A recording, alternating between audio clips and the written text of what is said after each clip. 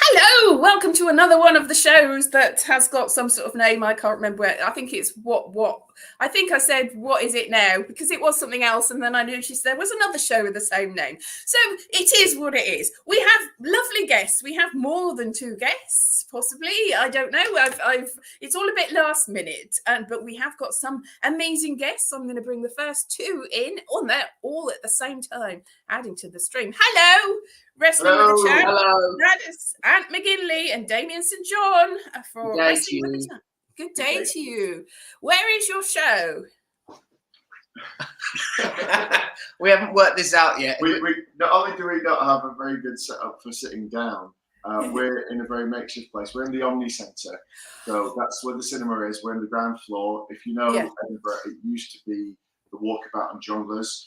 They're being redeveloped, and while they're in that in-between process, they've turned it into a series of 5 different stages, and importantly, a bar. And there's a little outside space as well. And we're there every day at 4:15. Yeah, it's. I've heard things about the space because I was programming shows and it was last minute. I was like, this is going to be amazing. This is what we've been told. And now I'm feeling a little bit guilty that I've put people in this space that's sort of not quite finished, possibly. No, there's nothing wrong with doing a gig that's like basically plywood and scaffolding.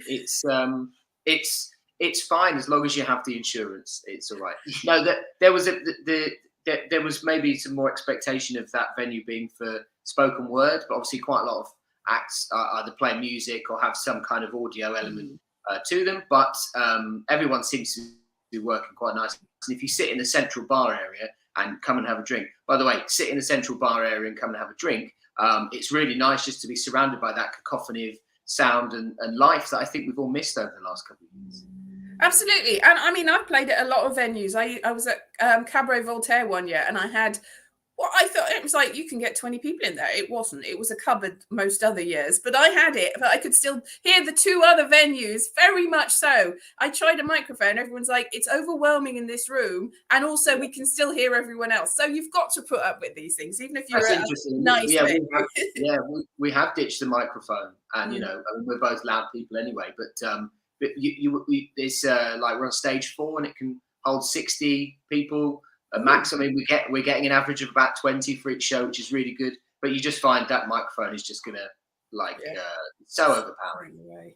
I mean, mine, I'd had all sorts of because it was like it's got a screen in it, so I was like multimedia show, but the screen was basically a television that couldn't have anything plugged into it, so I just shoved the laptop in people's faces, and because it was so small, it was fine. You have to adapt, I find. I think that's the thing we found here, and I'm not sure if we expected as much adaptation as we did, but as soon as I managed to get here the day before Damien because he had a slightly further journey, and as soon as I landed, I realised there was 2 things that we needed to switch from the show, which we'd kind of written 2 different versions for anyway, so we could go with that. And then we've had to adapt things as we've gone along, and this is our 4th show today. Oh, it's show 4. Yeah, show 4. Feels like show 400. Yeah, we've already done 3 rewrites and 4 edits of what we've done just based on the show, and but I think this is the space where you can do that and you can try it, and we're exhausted already. Yeah, but it's good fun, and I think it's learning as you go. Like this first year at the Fringe, come in and see what it's like, meet some people, have some fun, and also we found that the show we probably like to adapt it more for the type of audience that is coming to the Edinburgh Fringe this year. So if it is more interaction, if it is a bit more noise. We're happy to do that because you want people to come in and have a good time. In terms of the interaction as well, what we found has been great is just the general mood and atmosphere of the Fringe of the festival. Now, I've been many times as a punter. This is my first time on the other side. And the interaction that we've had when we've been doing promotion, we've got into costume, we've gone out there, just on the street.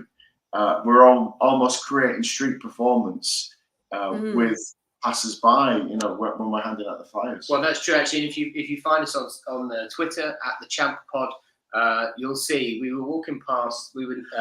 Waverley Station. Walking past Waverley Station yesterday, and a security guard clocked him in full wrestling outfit. So when he's got the wig on, he's about 6'6". He's got the belt and the cloak, and the security guard just like started a pretend fight with him. Challenged him to the belt.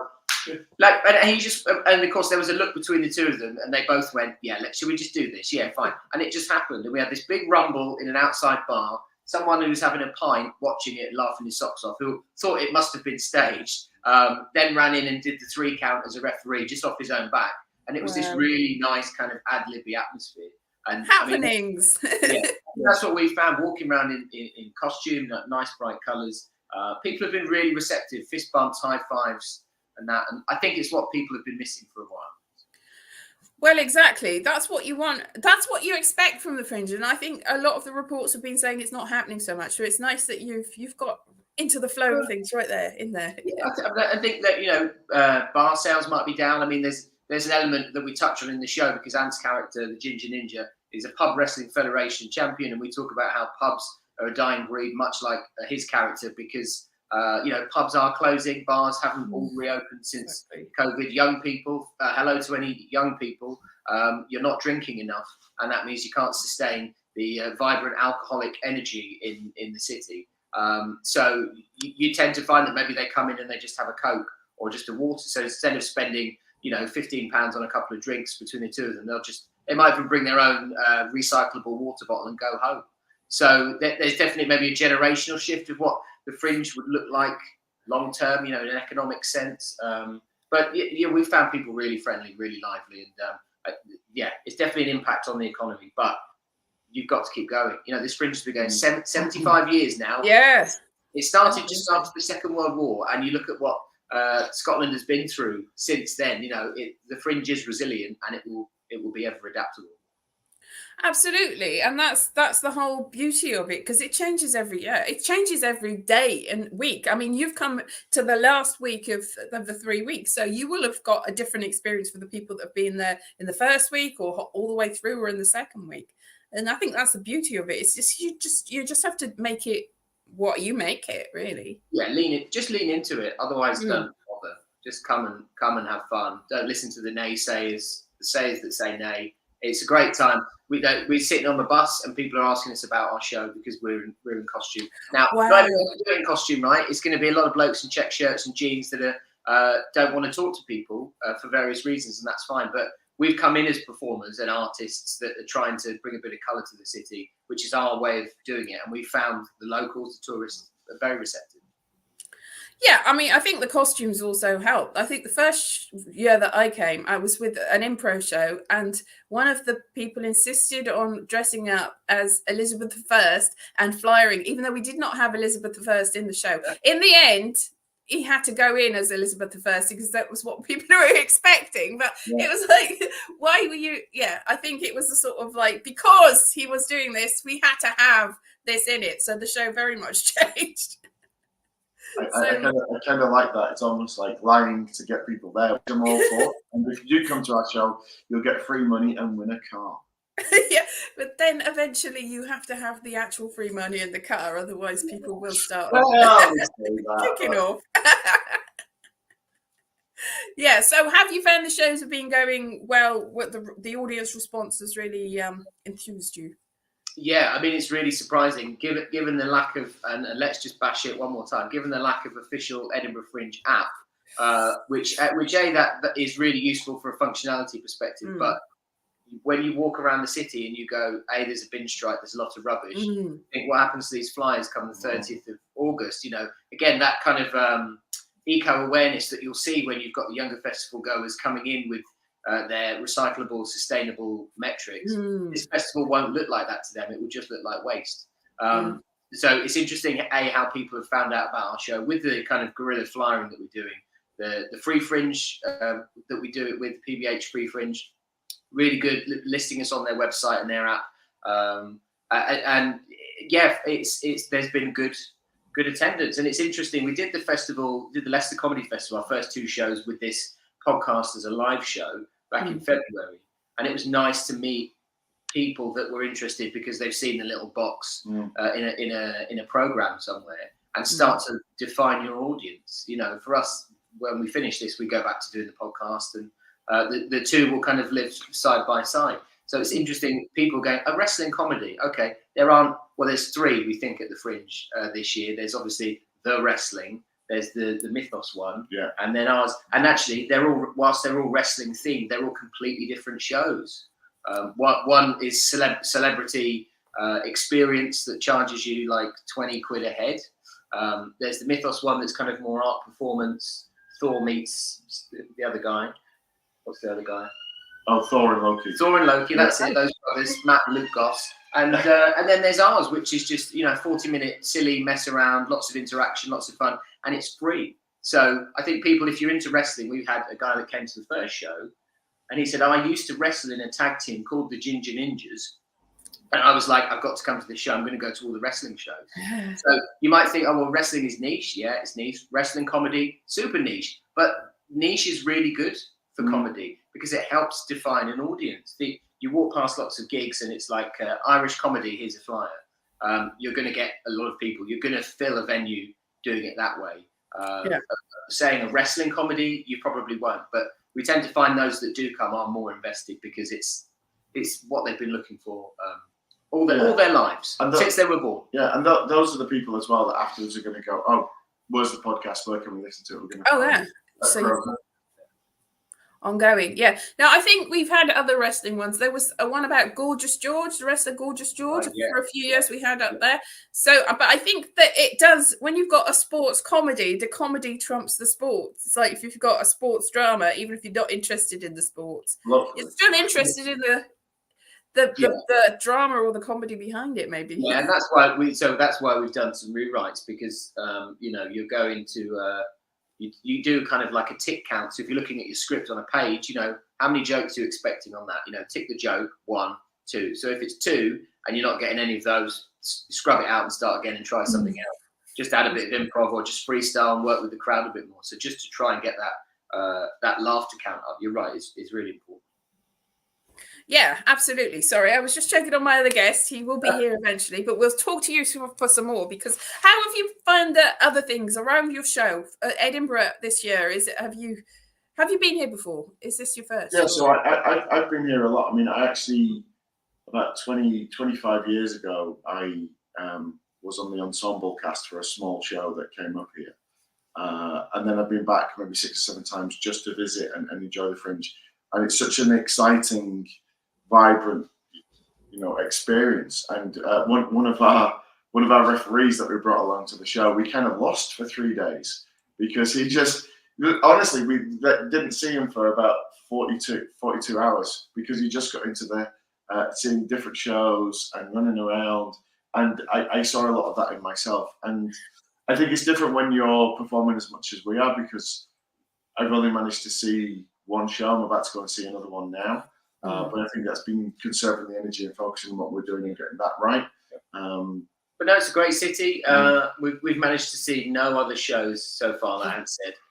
We have seen 2 comedians. We've bumped into 2 comedians on the street and they've both been called Rosie. Can you guess which ones they are?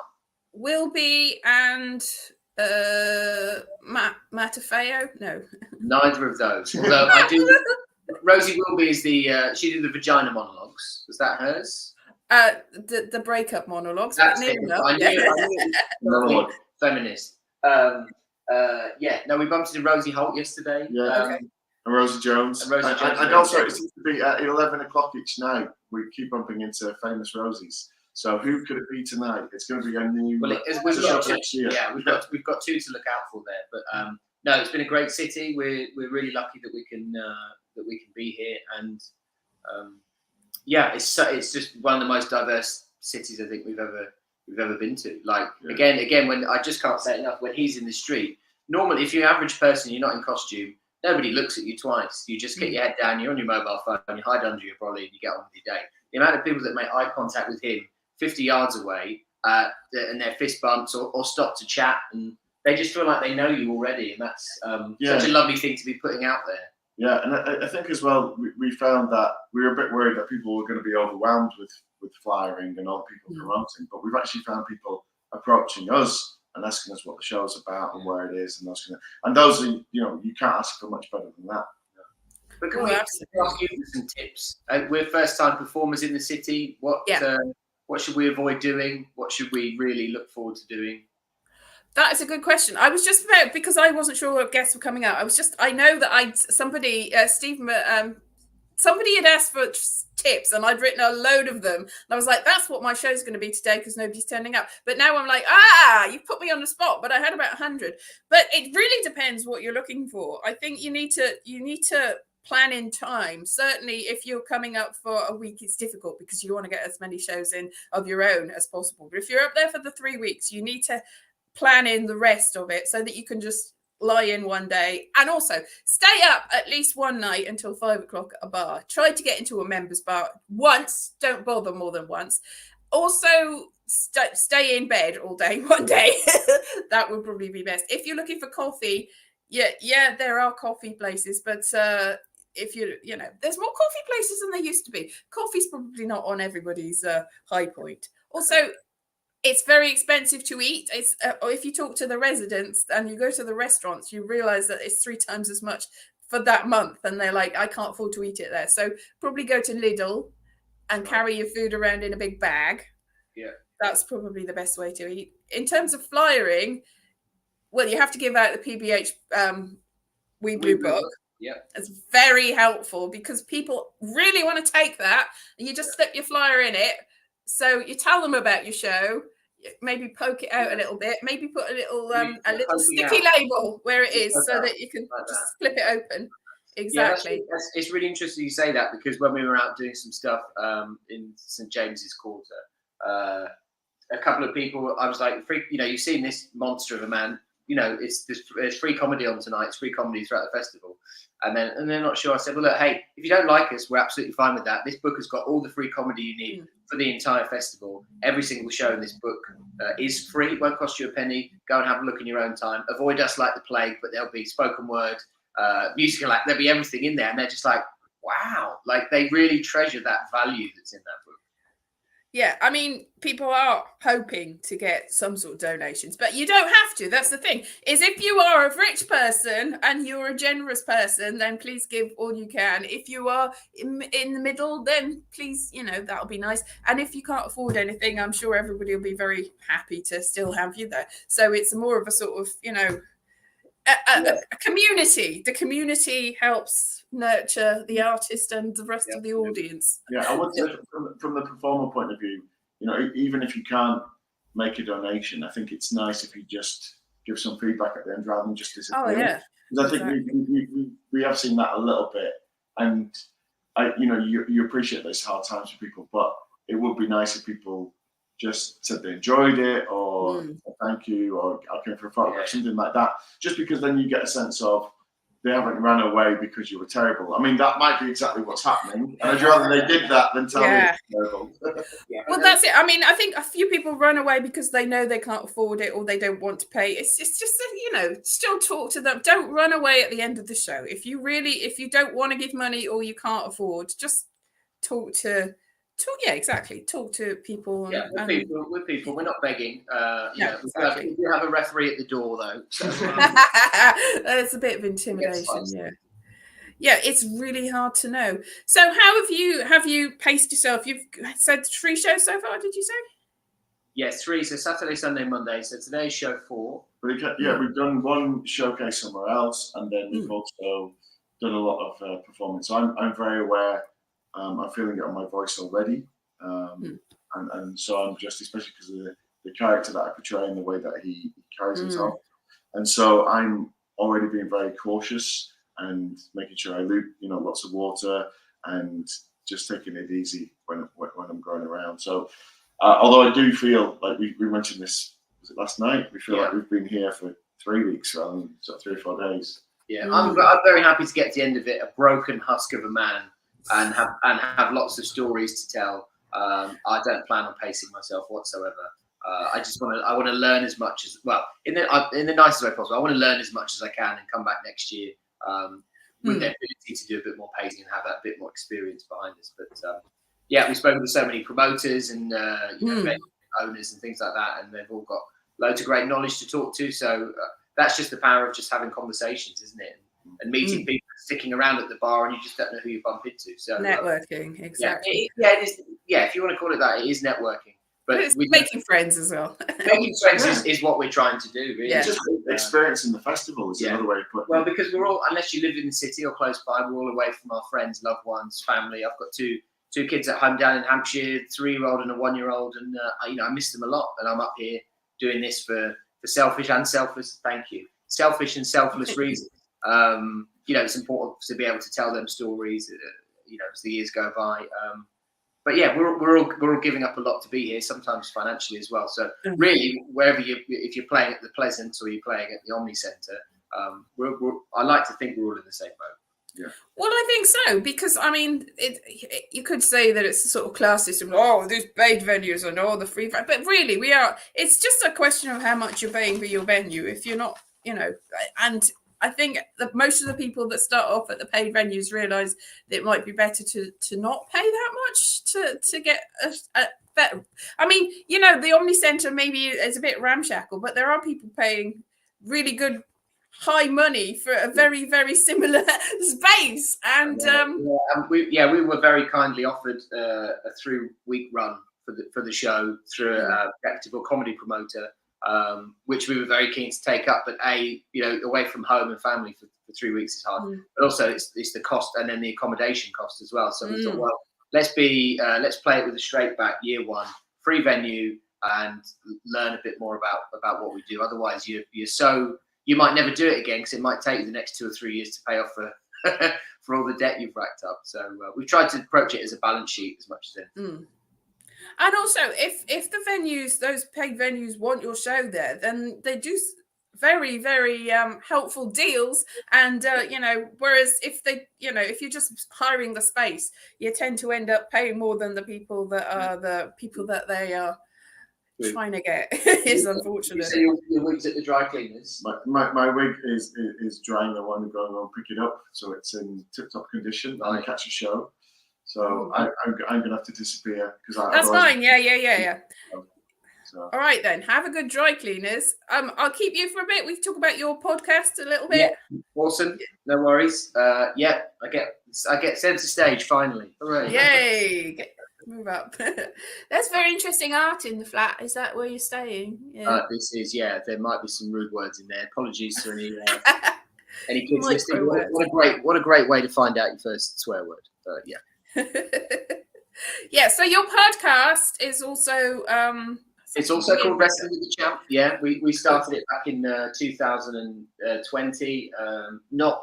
It was only a lockdown project by default. I started doing stand-up in 2011. I did the Amuse Moose comedy class along with some great comedians, some of which are still doing some stuff on the circuit today. And that was one of those classes that had Rod Gilbert, Greg Davies, Sarah Millican, and the like come through. And not in the same year as you, though. I don't think so. No, they were way before. I was going to say they've been going longer than that. Yeah, I know. But it was really nice to get that kind of introduction to comedy and see it from a mature point of view and work out for myself whether there's any benefit in doing. Like stand-up competitions or play stuff, or whether you need to do gigs to bring a friend. Literally, when you're starting out as an open spot, it was really useful to kind of get a good grounding in material writing and the business as a whole. Yeah. And then I did. Sorry, go on. No. I was just going to say I never did the Amuse Moose. I did the comedy school, and I'm like I felt a bit left out because everyone else seems to have done the Amuse Moose. Yeah, Logan, I can't recommend his talents enough. Really nice guy. And then I stepped away from it for a while. Full-time work gets in the way, and then I went back to more of the writing because I was doing 100, 150 gigs a year, which is not a lot, but still a big commitment. And as life moved on, it was really hard to do that. And I thought actually, rather than spend 3 hours in a car to do 10 minutes to get absolutely no laughs and then go home again, I was like, I'm not sure I'm ready, but I can't keep committing to that. It's it's a bit sadomasochistic, right? So then I did some writing. So I took up script writing for TV and got a BAFTA Rowcliffe TV nomination in 2017 for a TV pilot that I wrote, and that opened some doors and some newsjack writing credits. And I was like, I think I made the right decision with writing. But then I still miss performing. So with Anne, I said, well, I've got this great idea. I think it's a great idea because it's mine. How about I write it? then co-write it, and we both perform it, and then it kind of had some legs really. So I couldn't have done it without him. It would just be just a monologue, and you need this kind of tall, gregarious, loud person in real life as well as a character. And then so we did it for 2 years so far, and it's done really well. I think we had over 20,000 listeners, which again, when you're in the kind of wrestling podcast space, it's all, none of it's scripted. It's all, interviewer and wrestler talk about their career, and we're a spoof of that, really. So whilst we're using that kind of tried and tested format, we're sort of inverting the pyramid on that one. And I think if you're into wrestling and comedy, it gives you something else to listen to once you've listened to your Stone Cold Steve Austins and your Chris Jerichos and your Undertakers and all things like that. You just need something else to kind of cleanse the palate with a different flavour. So as much as football is like one of the most saturated podcast topics, you've really got to fight really hard to get any traction in that. I think wrestling isn't too far behind now. No, exactly. But the podcast market is vast. Is it quite difficult to get the right audience, or are you finding it really? It takes a while. So both Ant and my background is radio. So we both started in radio, kind of late 90s, mostly as radio presenters and producers, and that's as podcasting, started to become a thing in 2000, 2007, 2008. Sort of Apple had their first ones out. It's interesting seeing in 15 years how it's become the next big thing to jump on and own. And I think companies have wisely learned out how to make financial gains from it, had a profit podcasting. And I think that's helped the explosion as much as anything else. I don't know whether it's helped if you take it from a purist point of view, whether it's helped the creativity of it. You can take a celebrity, insert name of celebrity, insert weak premise, insert sponsor, insert major platform, and there's the idea. But what that has done is it has opened it up to broader audiences who do follow those celebrities. So fundamentally, the way that podcasting has exploded has been really phenomenal. And having a niche product that we have, it takes a bit of time, because you don't have, maybe it might be a harder sell for some people, but if you want to play the numbers game, it might work really well for you. We've kind of enjoyed doing it our way and having that kind of creative control and feeling it out for ourselves. And you just grow. We started with no followers, no listeners, no episode, and in 2 years, it's nearly 1,000 followers on Twitter, 20,000 downloads, big engagement from the wrestling community. We've had profiling on Cultaholic, their big sort of wrestling website, and they do lots of engagement on a podcast level too. So as kind of media brands have grown, they've seen the need to put podcasts into their portfolio as a way of reaching people on subjects, and naturally they need contributors and people that can join in the game. And if you've got one and you're doing one, I mean, everyone's got a podcast, right? That just shows you how accessible it is to share your voice and to find your market. And you certainly look at the shows that are on at the Edinburgh Fringe, they could all be podcasts if they're not podcasts. And you realise how transferable that idea of creative storytelling is. Yeah, exactly. I mean, we've got the virtual Fringe as part as a strand, and I thought that more people would have jumped on board with that because so many people do have their podcasts that are linked with their shows, but we've had not as much uptake as I would have hoped to include it. But next year maybe. We don't know what's going to happen next year, so no, it's hard. People like the experience. It's where if you look at movies, when you could watch them from the comfort of your own home instead of the cinema during COVID, people balked at the price of paying maybe twice.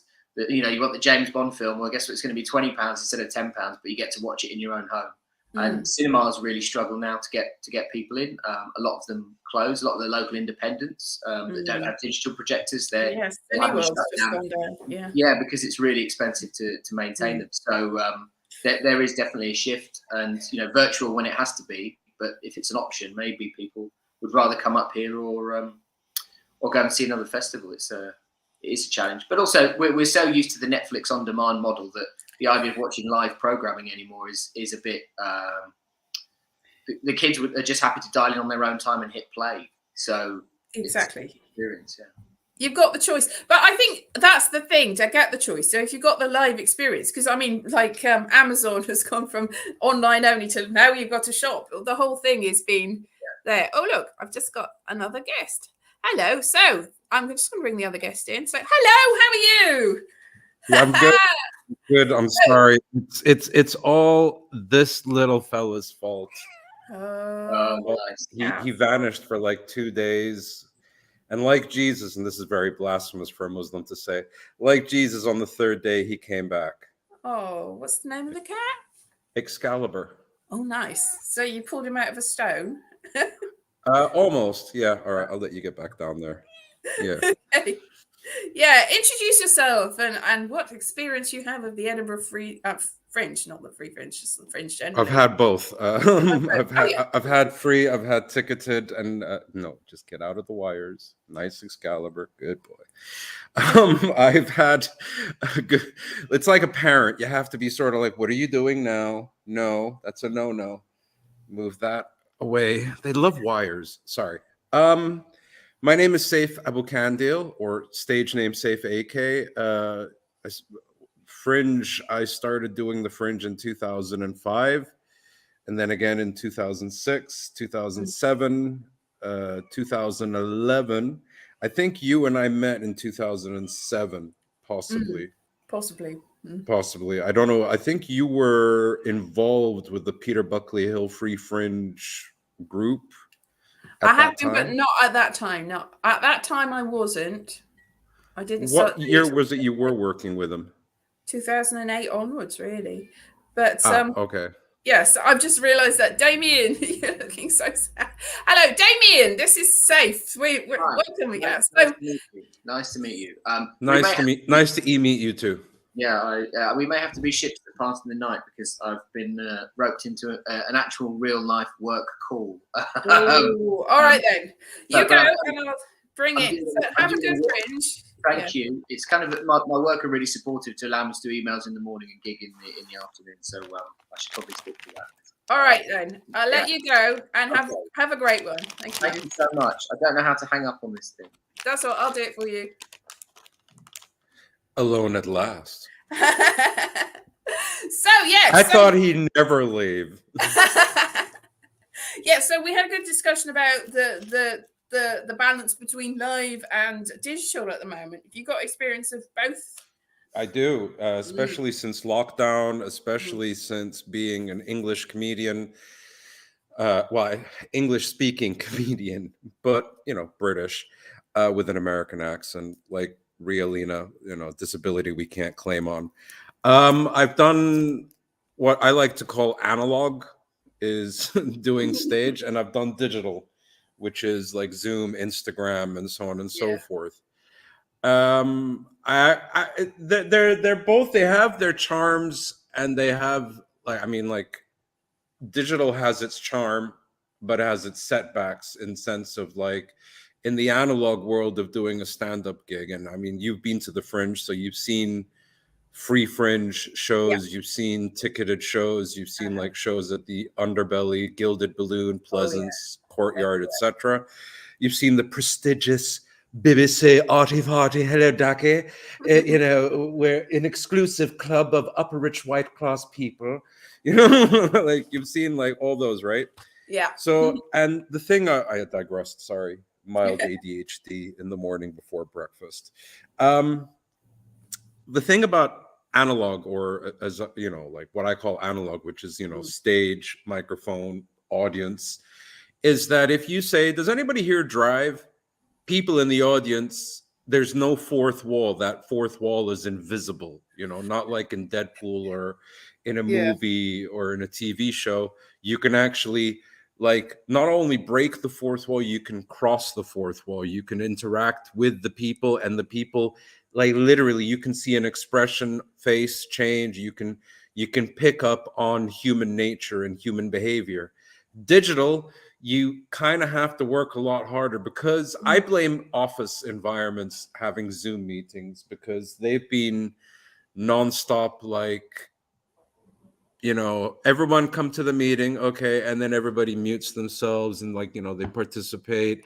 So when you're doing a Zoom gig, a digital gig, sometimes you get the audience, they're like, you ask a question and they won't answer. So you sometimes find yourself being ever so slightly patronizing, ever so slightly. So like I did this online gig recently where I was like going, does everyone know cats, cats opposite of dogs, cats, 4 legs, pointed ears. I actually had to like break it down like as if I was talking to like I am them, like you had to do that.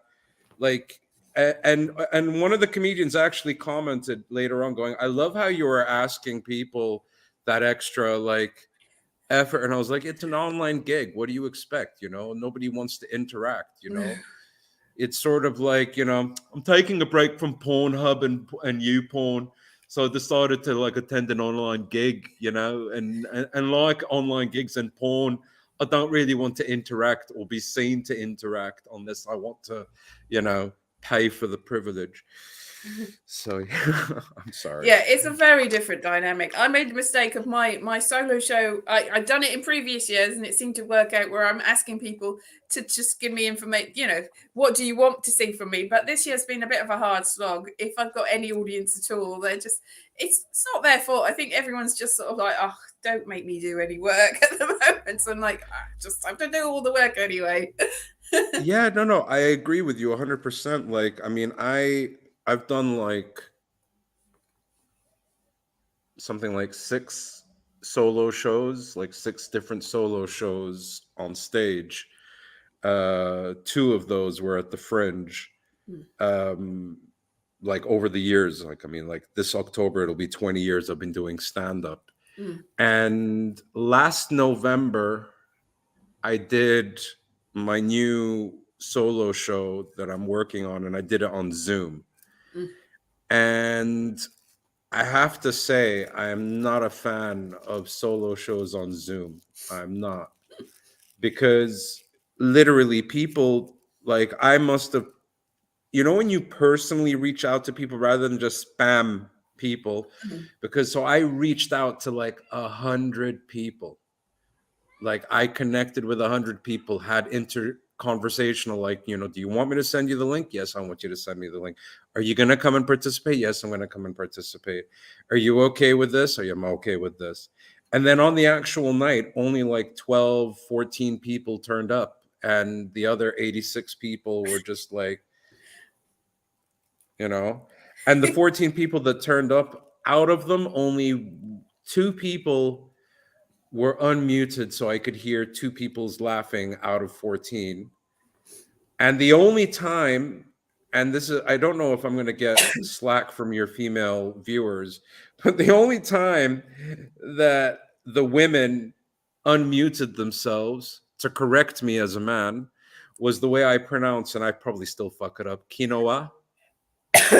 It's a debatable one. So quinoa, but I know I had a conversation with my fat mate that he's like, no, it is quinoa and it's not quinoa, and it's just too. It's like the food equivalent of, do we say David Bowie or David Bowie? Yeah, is it Bowie? I think he said Bowie actually. So that's it. You go. I'm sticking with this, and it's a completely different one to the one that everyone's agreed on. So. Imagine if he actually identified as somebody who was like, actually, I don't like saying my surname, so I like to go by David B. Yeah, it was not even his surname. So he said when asked in an interview, he doesn't know, he doesn't care. He's Jones, so it doesn't matter. Before he died, he didn't care. And even after he died, he still doesn't care. Maybe not. Oh, sorry, I don't know why I'm coughing. I'm coughing from the cigarette. That's it. I'm just experiencing it. No, so you have been up to the Fringe a number of times. You're not there now. Have you got any opinions on how it's developed, how it is? I've followed from social media, like, believe it or not, I remember the proverbial, like, let's not name and shame, but I remember the proverbial, that individual that had a meltdown at the Fringe that was representing 3 different acts and working on 3 different solo shows. I know that he was working on Mel Moon's Sick Girl show. He was working on. I love how you're like. No, I'm like, oh gosh, yes. You remember that individual? Yeah, he was working on Christy, and yeah, he was. Yeah, I know. I am very. It's the funniest thing not many people know this, but the only do you remember a screenshot of a contract between him and an individual comedian, and the wording of the contract was so, I'm a Lord Baron from the 14th century, and I shall be your representing agent, and you shall bestow upon me writing credit, and anyway. Mm-hmm. If you look at the top left of that screenshot, you can see half of my surname. You can see Abu Kandil, as in that's who he was sending. And the funniest thing was it made the round on Facebook Messenger from all the comedians all over the UK. And then one comedian sent it to me, and I was like, dude, that's my name at the top left. And he was like, this is you?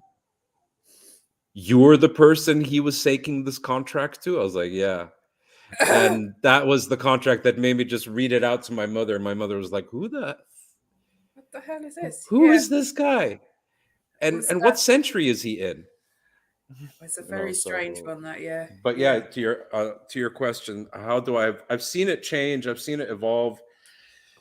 COVID, I've seen a lot of I've been reading up on different individuals. I've been reading Copstick's reviews of the Fringe, but regarding the press, and I've been reading a lot of different people talking. There was one comedian in particular that he had a very bad experience at the Fringe this year, that he actually cut his run short and left.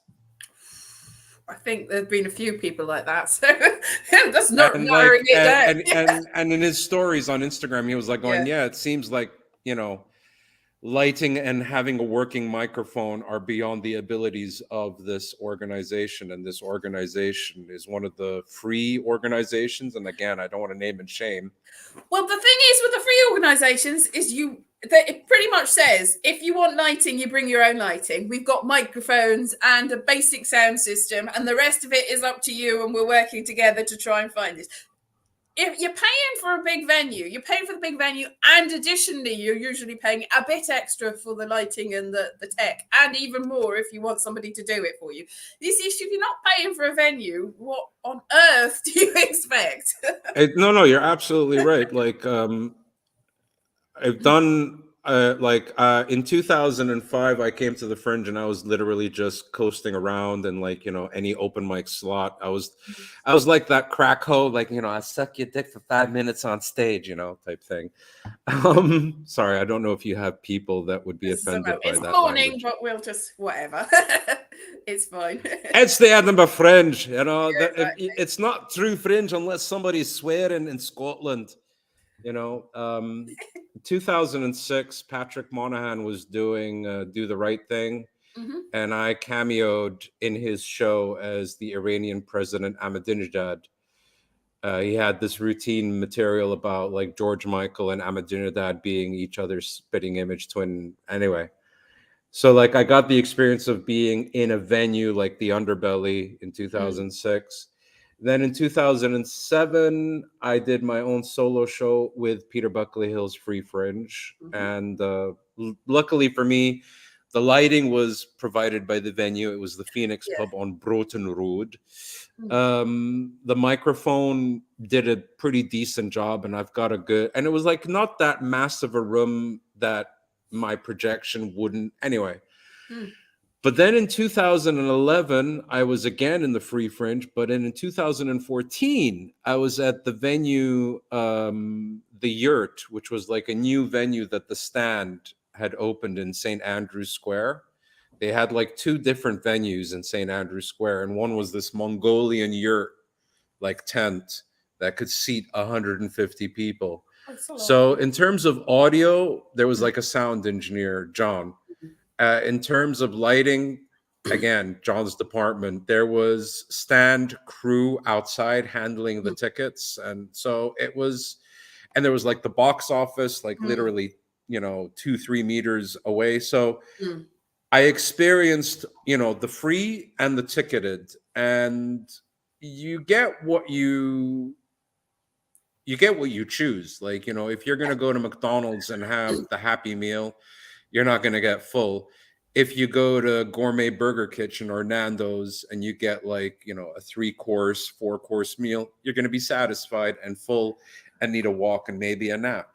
So Yeah. it's the analogy of like, you know, that proverbial saying, you get what you pay for, you get what you choose, you know, what you put in is what you get out of it. Exactly. But I mean, there is a little bit of a class system even in the free fringe, in that if you are a very big act and you know that you're going to get big audiences, you probably end up in one of the venues that is a venue all the year round that is fully teched up. Whereas if you're just starting out, if you're expecting that, I mean, probably not going to get the audience, then you're not going to get, you know, you have to probably do an awful lot more work if you're just starting out, is the thing. So, but basically you get what you get and you don't get upset really.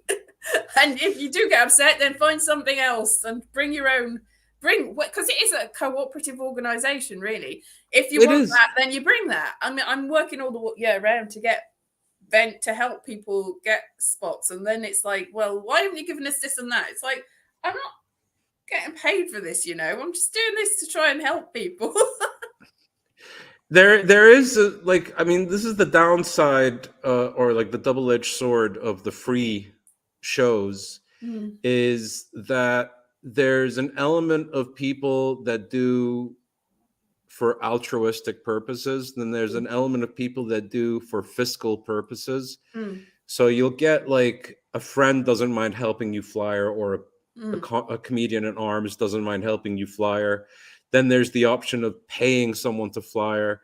Then you read posts about comedians that are printing a certain number of flyers because they don't want to be contributing to the paper waste on the Royal Mile.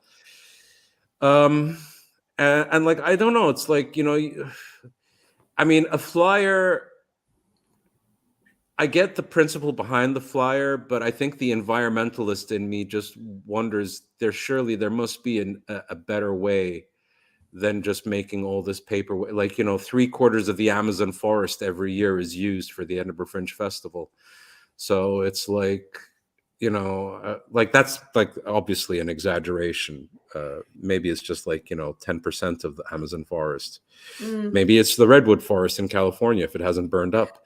But it's a very interesting, and as a comedian, I have to say that my abilities improved exponentially from every fringe experience. Good experiences, bad experiences, they all add to the roadmap of general experience. And you can't put a price tag on that. I mean, like, I always see these posts about, you know, like, oh, I'm not making money, you know, it's a loss, but I'm having fun.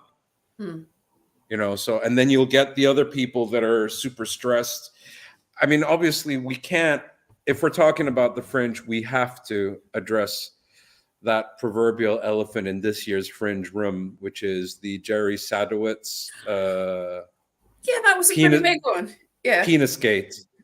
Well, is I think there was what more it's being of that. called? I think because he pretty much does that in every gig. I think there was an added element of the students that were helping were getting offended, and also there was a racial slur, I have heard, and we don't know the whole thing, but I think it was more that there was it was more maybe a safety issue and an equalities issue on the part of the people that were ushering. I get the impression it wasn't so much the audience as the staff that had a problem. They were with the it. staff that were offended.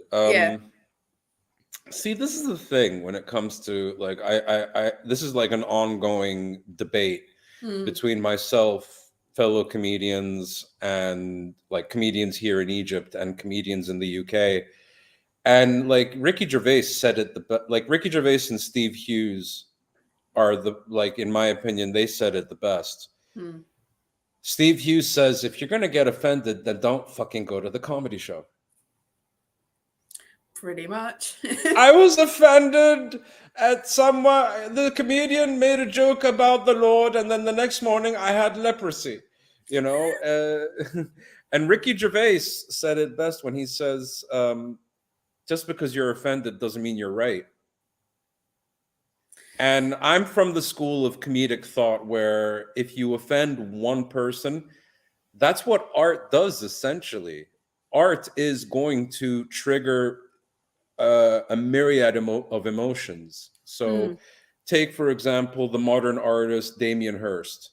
When he did his famous or infamous work with the cow cut in half, the shark cut in half and preserved in formaldehyde, and everyone was like, ooh, this is edgy.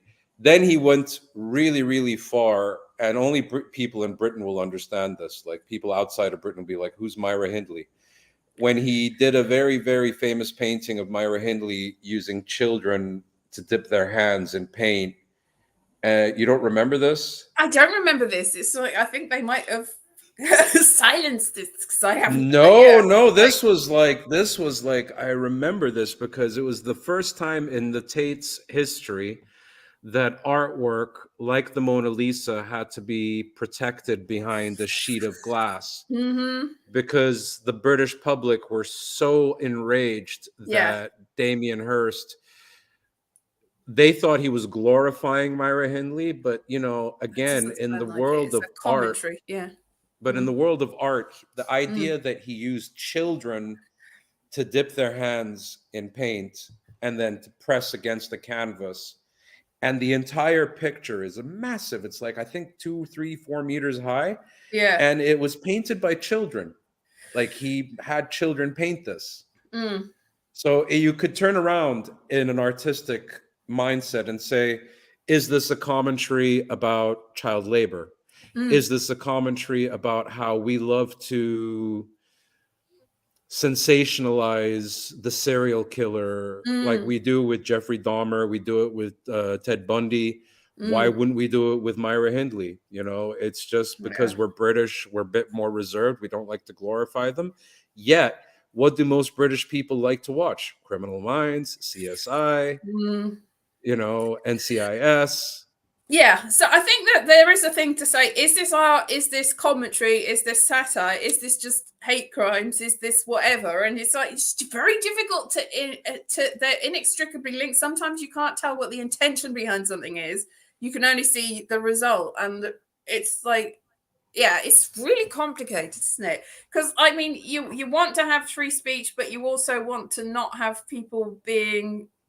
Well, offended, I don't think that really matters. But that if it comes to a point where the free speech, the speech actually endangers people and causes some sort of shift in society, that they are then all attacked, then you're like, well, not that. So it's such a tricky path. Is his name Jonathan Pye, the guy who's in the suit and always stands outside buildings, and then he takes out the earpiece and then he does a rant? Yeah, that's him. Yeah. Well, his video, like I recently just saw it, the one when he was talking about the pug, the infamous pug, Count Dankula. Oh, yeah. You know, the guy who taught a pug how to do a Hitler salute, and the only people it's offending essentially are Nazis. He's offending Nazis, if you think about it. So now we have to put Nazi sensitivity as a prior, like we don't want to offend the Nazis. Yeah, you know, yeah, I don't think they were the only people that were offended by it, but yeah, no. A commentary could be made that's the point. It's exactly. It's like, what is your intention? What is the intention? What is the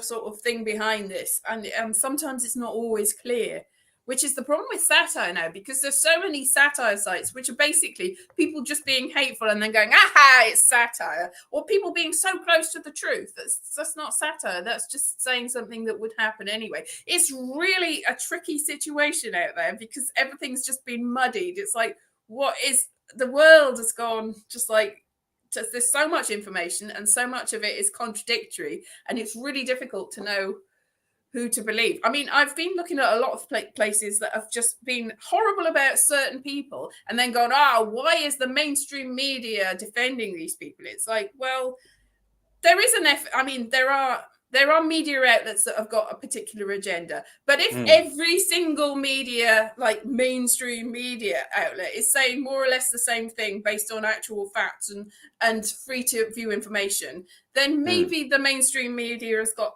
a bit of a point. But people are like, no, alternative. Look, this is the secret behind it. And it's going a lot down that whole path where what is suitable for comedy. And I would argue that everything is suitable for comedy. I mean, when you look at something like The Producers, which is outrageous, but Springtime for Hitler in Germany. Exactly. And it's hilarious, but the intention behind it is, you know what the intention behind it is. So you can be offended. And also in the show, like, everyone's so outraged by this terrible musical about the Nazis that they suddenly then they go, no, it's art now. And they all stay, even though the intention was to make it a flop. So everyone's so outraged that they can make money by fraud. And then it all goes horribly wrong, because that is, I mean, it's not a new thing. The fact that this is like 40, 50 years, probably more than 50 years old, the actual original film. And it's talking about something that you would think would be so outrageous, but now people are like, nah, ha ha ha, that's so funny. And they even did a remake of it. There was even a remake with Lee Evans in it. Oh, I saw that. Yeah. And what's interesting is, like, speaking of Mel Brooks approached a group of writers, including Richard Pryor, sat them down and said, we are going to write a movie that might get us arrested. That movie was Blazing Saddles. Yeah. And, like, I just recently rewatched it, and it's one of those films that would not get remade at all. Like, just the entire dialogue of it, the entire script, the concept, the premise, everything. There's, like, so many things. And the thing is that when we this whole notion of cancel, you know, like the cancel culture, I pay it no attention. I don't think it exists, because when you look at some of the most outrageous and terrible things people have done, they go, it'll never work again. They're doing nothing but working. You can't tell me that that's actually cancelled. Exactly. Like, I mean, like a good example of the cancel culture failing miserably would be J.K. Rowling. You know, they wanted to cancel her so badly, and yet Warner Brothers still making movies with her work, Fantastic Beasts and Where to Find Them. I think they're going to be making more of her work into movies. She's a millionaire. She's a billionaire right now. It's like, even if they tried to cancel her, she'll be like, okay, I'll just sit at home and watch Netflix then. You know? Exactly. And that's, as well, you've got Johnny Depp and Ezra Miller involved in the Fantastic Beasts franchise. It's still going. They're still going. It's just vague. Like, I look at these outrageous things they've done, but I mean, in the end, does it matter? Nobody cares anymore. Yeah, exactly. And, like, I think Jerry Seinfeld said it the best, which is, if you can take anything out of thin air and make a joke out of it, that's art.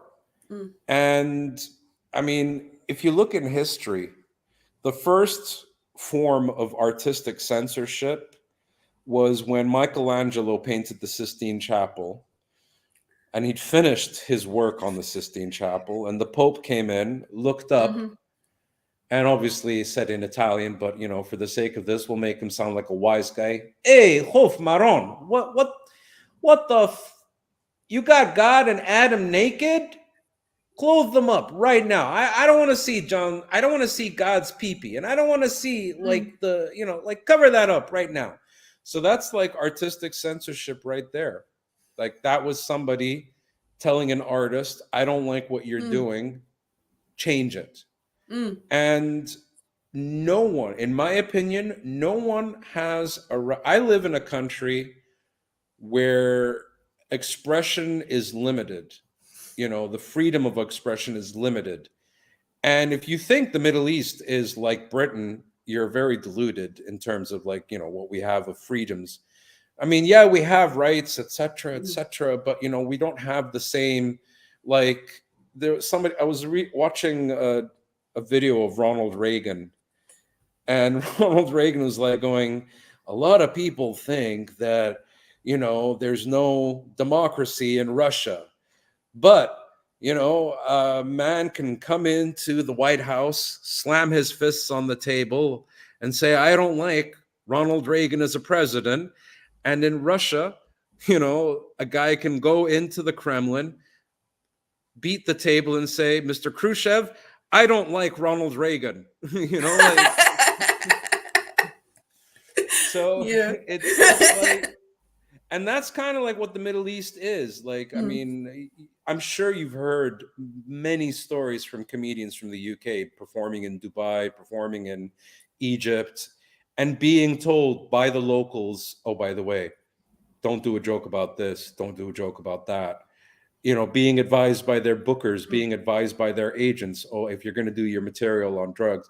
So like, when you know that there's that kind of restriction, surely the role and responsibility of freedom of expression, I mean, that's something I always thought the Fringe was good at, was you could see a stupendous gargantuan expression.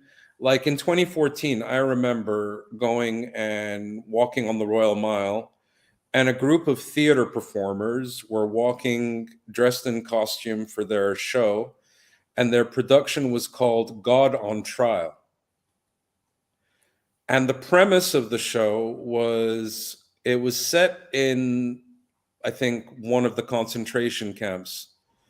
And it was like a combination of, like, you know, Jewish prisoners of the Holocaust putting God on trial in a courtroom setting, but they were dressed like they were, you know, the prisoners. And it was a very, like, you know, from the Middle East. That's a show that you wouldn't see in the Middle East at all.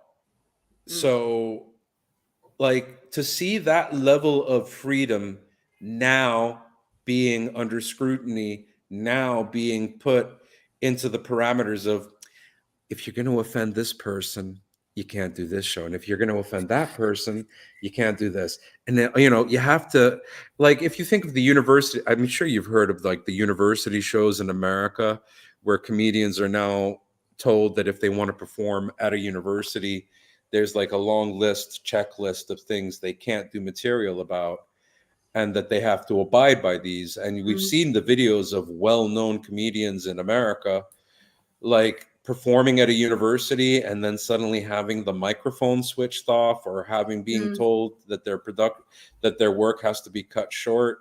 So it's dangerous times that we're living in my opinion. Like, I genuinely worry about the state and the future of comedy if we're bending our creativity to the will of, wasn't it John F. Kennedy who said you can please some of the people some of the time, but not all the people all the time?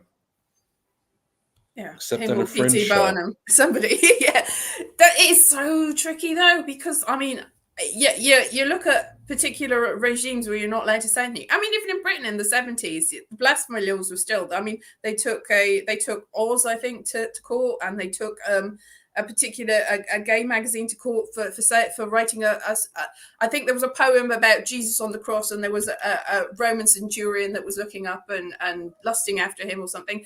They got taken to court. I think actually there was Romans in Britain where there was nudity, and also that got to, so things fairly recently in Britain have been like banned, or so it's not good to have to go back to that sort of thing, really. But then again, you don't want to do, I mean, it's difficult because you don't want to say something that is actively going to cause society to implode on itself. But then again, the whole point of art is to hold a mirror up, and you might not like the mirror. It might be like the Snow Queen mirror, where you see the evil because you have the evil, you know. Or like the picture of Dorian Gray, you know, like, exactly. You're looking fine, but the picture's really rotten.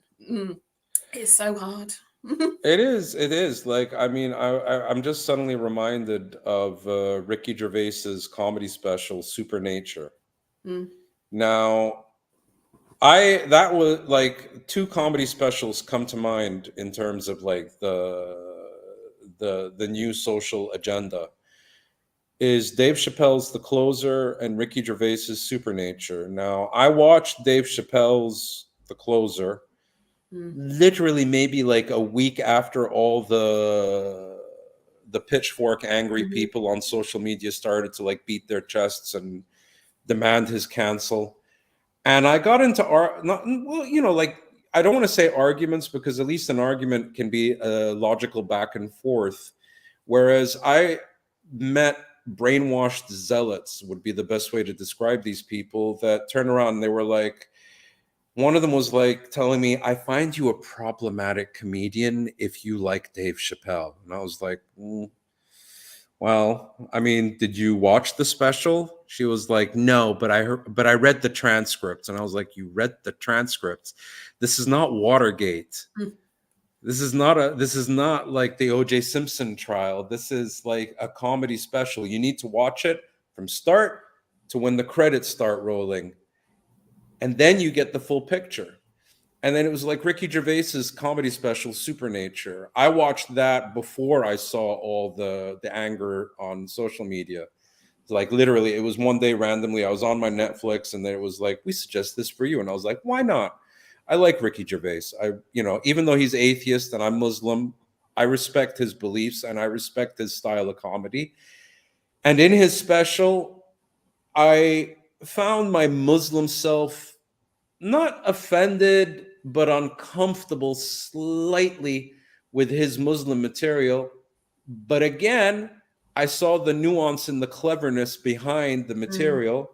And as an art form of comedy, I respected and I appreciated his endeavor in doing that. And it was a brilliant comedy special as far as I'm concerned. And this is the thing now. It's like people now are always sort of like, you're either with us or against us mindset. And that's a very dangerous, what happened to agree to disagree? What happened to, respect each other's opinions, like even ignorance. There's this movie called The Message.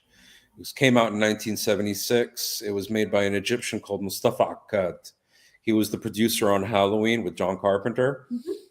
And the movie was done an Arabic version and an English version. And in the English version, you have Anthony Quinn, Irene Papas, a load of well-known English and European actors and actresses were in this movie. And it's about the start of Islam. You can actually see the entirety of the movie on YouTube in English, the Message. There's a very nice, powerful scene where basically Abu Sufyan, who was you could say the ruler of Mecca during the time of polytheism, like, idol worship, and that the Kaaba, what Muslims pray to, was filled with over 300 stone idols, wooden idols, that they were worshipped in.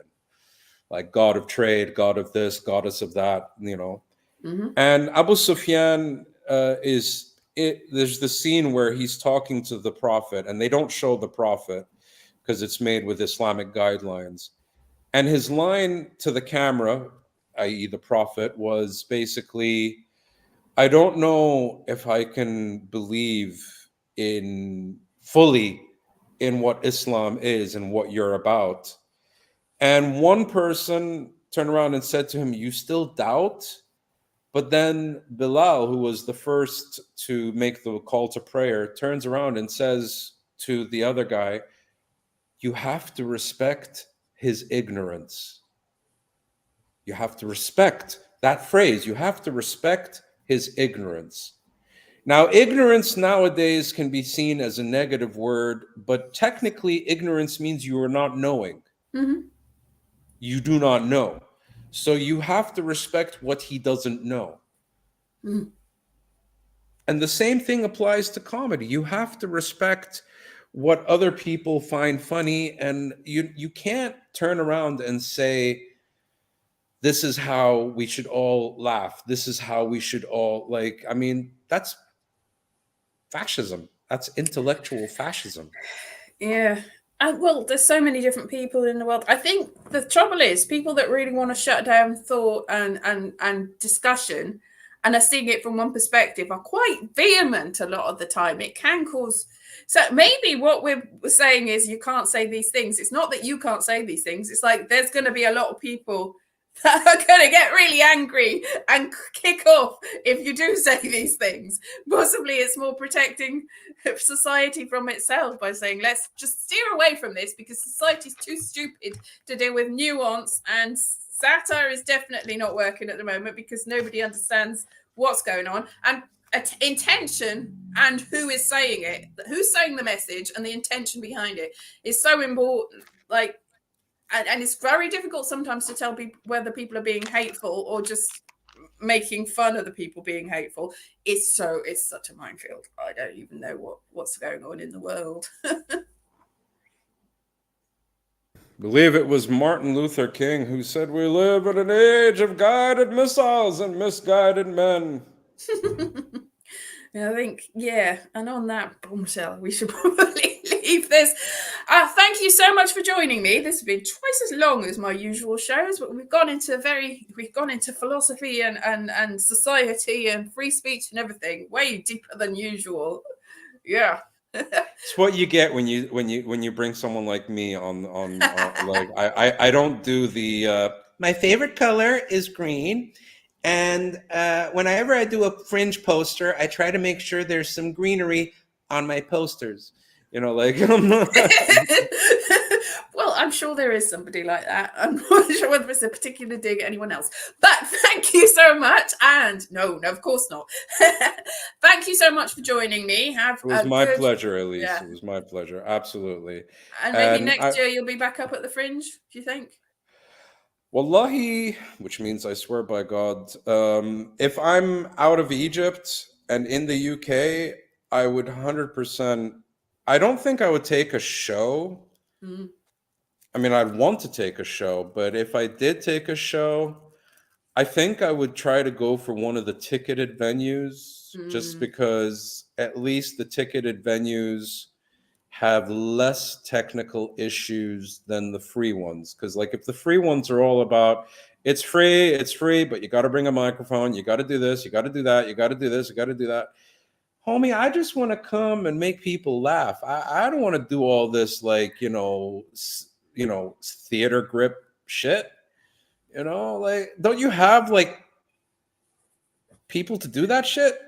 Exactly. No. There does come a point where you just want to pay people to do this rubbish for you, really. Yeah. It's the rich Arab. It's the rich Arab genome in me. Like, I want you to go do flyers for me. All right. Well, hopefully see you in the future and have a wonderful day. See you very soon. You too, bye-bye. Elise. You too, Elise. Bye-bye. Bye-bye. I just take yeah. So that was the end of that show, which was more than twice as long as normal. But we will be back tomorrow with more amazing guests, and it'll probably be a little bit shorter. But see you then. Bye-bye.